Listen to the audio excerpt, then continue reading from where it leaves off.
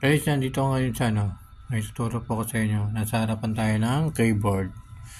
Meron po ako tuturo sa inyo kung ano yung mga function ng F1, F2, F3, F4, yan hanggang 12. Yan, meron po kasi mga function.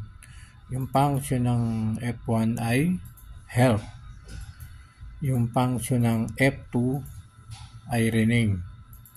Yung function ng F3 searching. Yung function ng F4 shutdown. Yung function ng F5 refresh. Yung function ng F6 address bar. Yan. Dapat mga guys, tandaan nyo ito mga guys, panoorin nyo ito at i-share nyo sa inyong mga friend.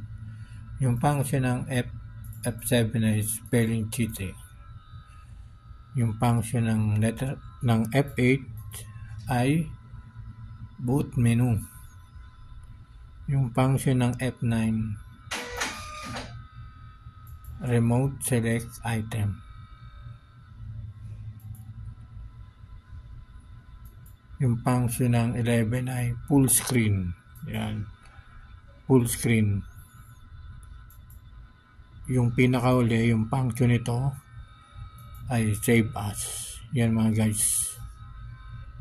Ito makikita nyo rito, meron po ritong enter. Yan. At kung gusto nyo po maglagay ng ganito mga symbol, click nyo lang po yung shift and pagsabayin nyo. Yan, pagsabayin nyo yung shift and symbol. Yan, bawat po yan, nandiyan po dito, yan po yan, shift and symbol. Shift and symbol mga guys. Ayan. Ito po yung tinatawag na keyboard. At nandito po yung control, shift, enter, backspace. Yan, pag gusto nyo man i-lock yung number, ito po yung lock. Click nyo po yung lock, at magla-lock na yan. Hindi na po pag-lock nyo po yan, hindi na mapipindot yung mga number mga guys. Ayan po yung mga function ng bawat F. Pero dapat palaging malinis yung keyboard kasi marami itong virus. Yan, maraming virus sa loob, kailangan palaging malinis.